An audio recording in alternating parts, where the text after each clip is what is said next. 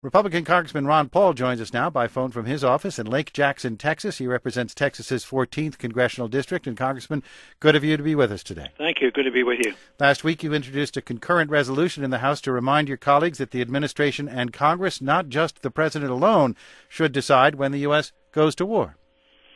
Yeah, it's not very popular, and it's pretty old-fashioned, but I still strongly believe in it. I mean, it's the law, it's the Constitution, and I think we slip into wars too easily. Here we've been in Afghanistan for 10 years, and they're wondering how to get out, and actually the Congress seems to be nonchalant of allowing the president to go marching into another country and getting involved without any consultation with the Congress. I think it's wrong. I think it's going to lead to trouble. I don't think it's much good will come of it.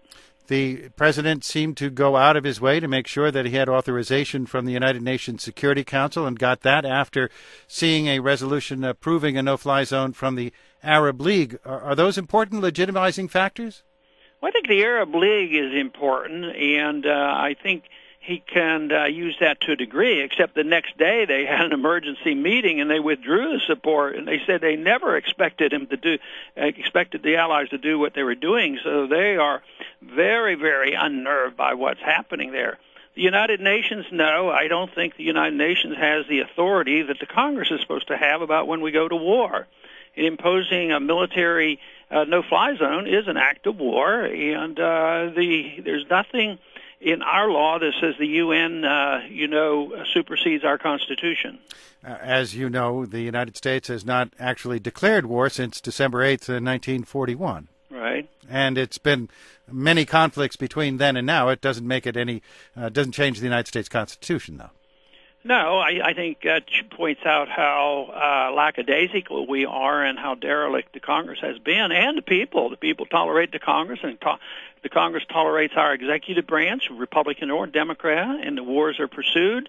The money is wasted, the debt accumulates, and they think nothing of taking on another military obligation in the midst of this financial crisis that we have. So it makes no sense to me, and I think and I hope that a lot of Americans will start waking up and seeing, enough is enough. How many wars do we have to be involved in?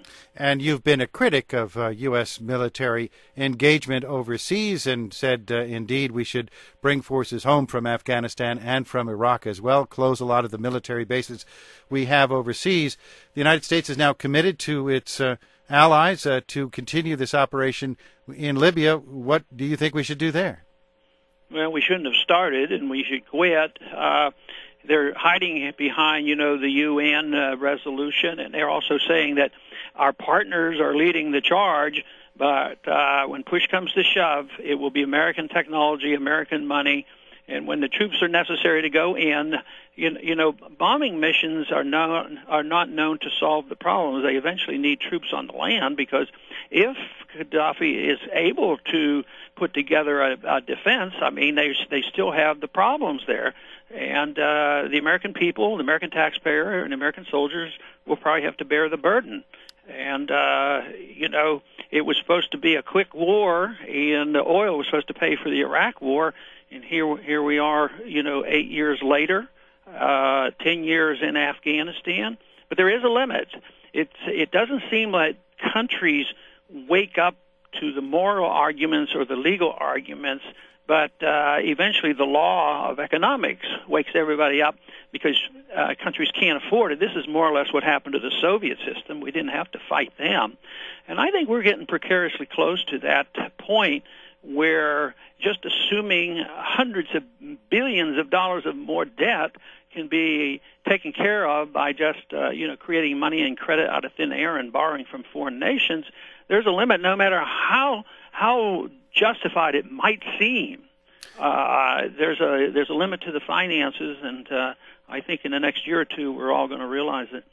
And the alternative, some say, would have been to watch Colonel Gaddafi make good on his promise to go into Benghazi, a city of some 700,000, and go house to house and room to room and closet to closet to drag out those who had acted against him. Yeah, but that's when their neighborhood should maybe deal with it, and that would be the United Arab